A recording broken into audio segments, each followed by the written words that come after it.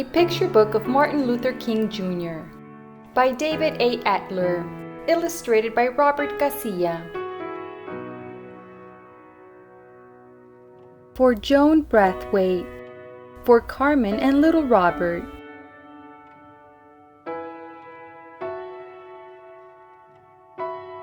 Martin Luther King Jr. was one of America's great leaders. He was a powerful speaker, and he spoke out against laws which kept Black people out of many schools and jobs. He led protests and marches demanding fair laws for all people.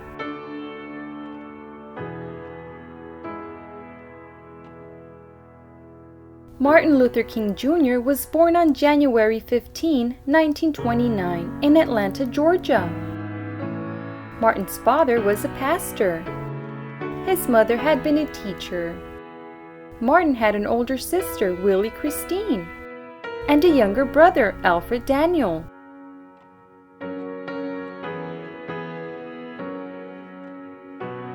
Young Martin liked to play baseball, football, and basketball.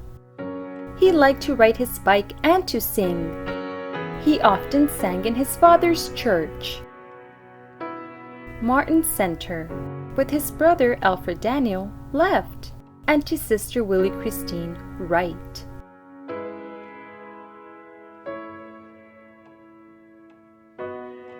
Young Martin played in his backyard with his friends. One day he was told that two of his friends would no longer play with him because they were white and he was black.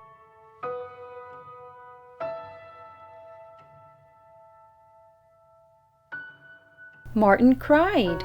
He didn't understand why the color of his skin should matter to anyone. Martin's mother told him that many years ago Black people were brought in chains to America and sold as slaves. She told him that long before Martin was born, the slaves had been set free. However, there were still some people who did not treat Black people fairly.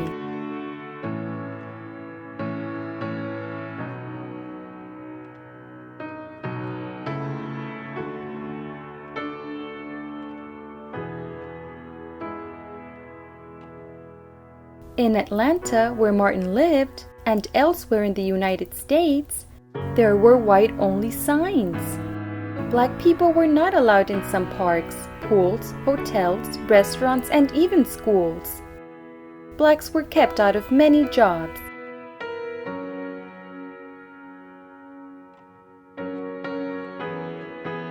Martin learned to read at home before he was old enough to start school. All through his childhood, he read books about Black leaders: Frederick Douglass, George Washington Carver, Harriet Tubman.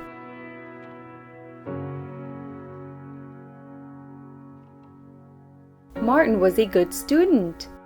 He finished high school 2 years early and was just 15 when he entered Morehouse College in Atlanta.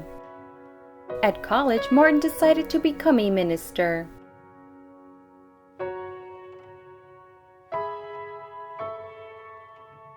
After Martin was graduated from Morehouse, he studied for a doctorate at Boston University. While he was there, he met Coretta Scott. She was studying music. They fell in love and married.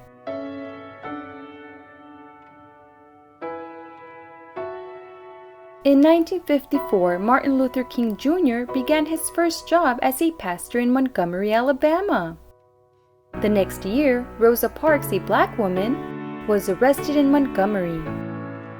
She had been sitting just behind the white-only section on a bus. When all the seats in that section were taken, the driver told her to get up so a white man could have her seat. Rosa Parks refused.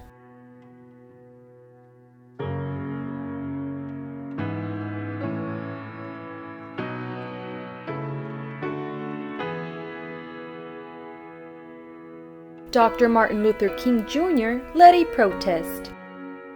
Blacks throughout the city refused to ride the buses. Dr. King said, "There comes a time when people get tired of being kicked about."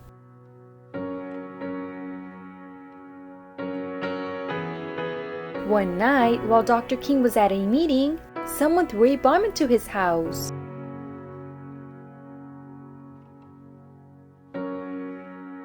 Martin's followers were angry. They wanted to fight. Martin told them to go home peacefully. "We must love our white brothers," he said. "We must meet hate with love."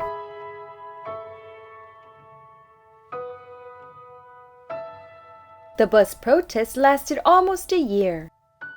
When it ended, there were no more white-only sections on buses.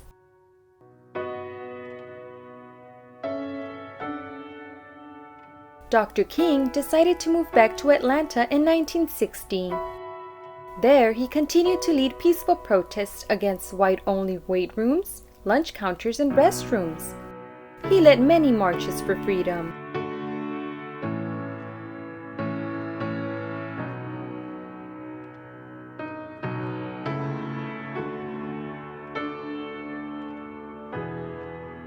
In 1963, Dr. King led the biggest march of all, the March on Washington. More than 200,000 black and white people followed him. "I have a dream," he said in his speech.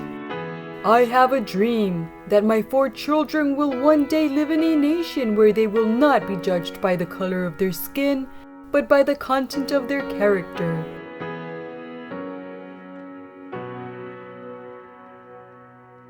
The next year, in 1964, Dr. King was awarded one of the greatest honors any person can win, the Nobel Peace Prize.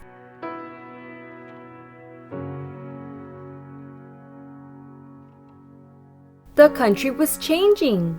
New laws were passed. Blacks could go to the same schools as whites.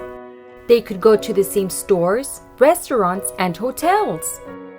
White-only signs were against the law.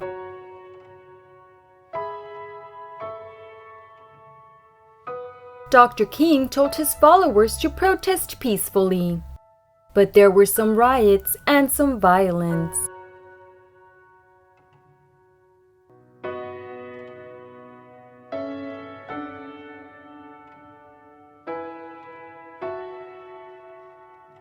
Then, in April 1968, Dr. King went to Memphis, Tennessee. He planned to march so black and white garbage workers would get the same pay for the same work. On April 4 in Memphis, Dr. King stood outside his motel room. Another man, James Earl Ray, was hiding nearby. He pointed a rifle at Dr. King. He fired the gun. An hour later, Dr. King was dead.